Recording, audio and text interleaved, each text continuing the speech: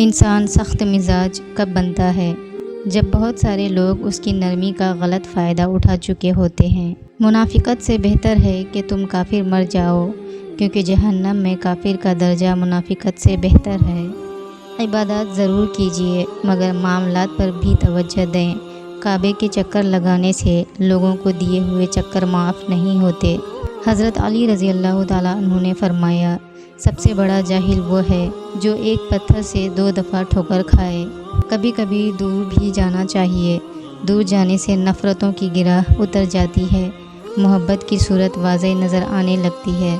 مومن کی آنکھوں کو اس سے بڑھ کر ٹھنڈا کرنے والی چیز کوئی اور نہیں کہ وہ اپنی بیوی اور اولاد کو اللہ کی اطاعت کرتا دیکھے۔ آپ کے بارے میں 10% جاننے والے دوسروں کو 100% بتا رہے ہوتے ہیں۔ ناممکن تو تمہاری نظر میں ہے، اللہ کے لیے تو کچھ بھی ناممکن نہیں۔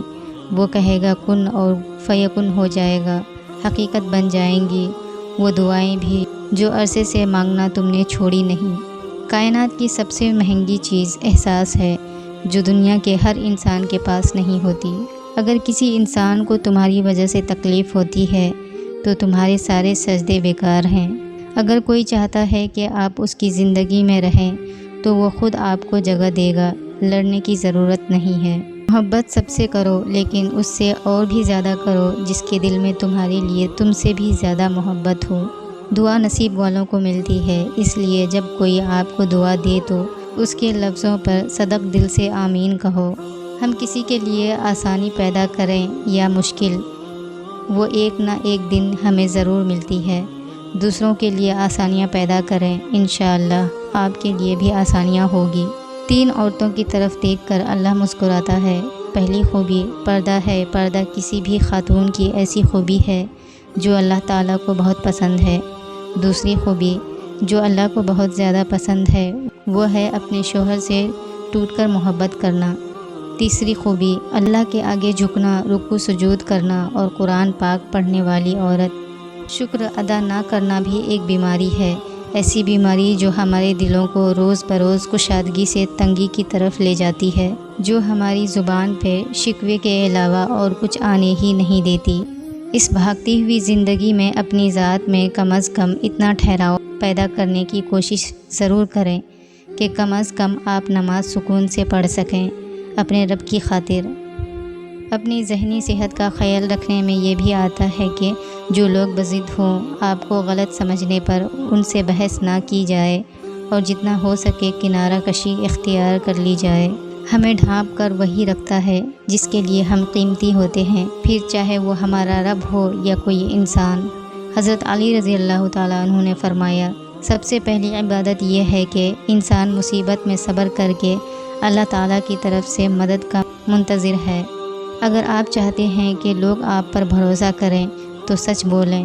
سکون اس بات کا ہے کہ لوگوں سے بہتر مجھے میرا رب جانتا ہے۔ دھوکے ایسے ہی نہیں ملتے، بھلا کرنا پڑتا ہے لوگوں کا۔ جو لوگ کہتے ہیں کہ سچا انسان زبان کا کڑوا ہوتا ہے، ان کو بتاؤ کہ محمد صلی اللہ علیہ وآلہ وسلم سے زیادہ سچا اور میٹھے اخلاق والا کوئی نہ تھا۔ اگر کسی کی تکلیف دیکھ کر تمہیں تکلیف ہونے لگے تو سمجھ لینا تم اللہ کے بنائے ہوئے بہترین انسان ہو۔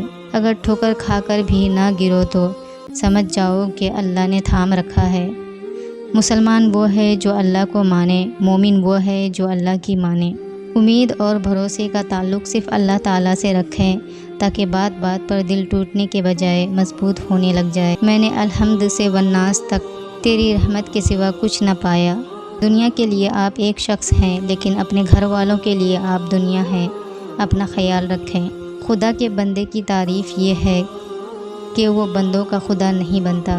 ٹوٹا ہوا دل خدا کی توجہ کھینچتا ہے۔ خوش نصیب ہے وہ روح جو خدا کے لیے روتی ہے۔ میرا رب کہتا ہے میں ٹوٹے دلوں میں بستا ہوں، تو پھر آپ تنہا کیسے ہوئے؟ حضرت علی رضی اللہ تعالیٰ عنہ نے فرمایا، زندگی میں ہر موڑ پر صلح کرنا سیکھیں، کیونکہ جھکتا وہی ہے جس میں جان ہوتی ہے، اکڑنا تو مردوں کی پہچان ہوتی ہے۔ تم سجدہ زمین پر کرتے ہو اور تمہاری صدا 7ویں آسمان تک جاتی ہے۔ اور جلد ہی آپ کا رب آپ کو اتنا دے گا کہ آپ خوش ہو جائیں گے۔ عورت پر پردہ ایسے جچتا ہے جیسے قرآن پاک پر خلاف۔ جب تم کسی شخص کو اس کی دولت کی وجہ سے عزت دینے لگو تو سمجھ لینا تم نے اپنا ایمان کھو دیا۔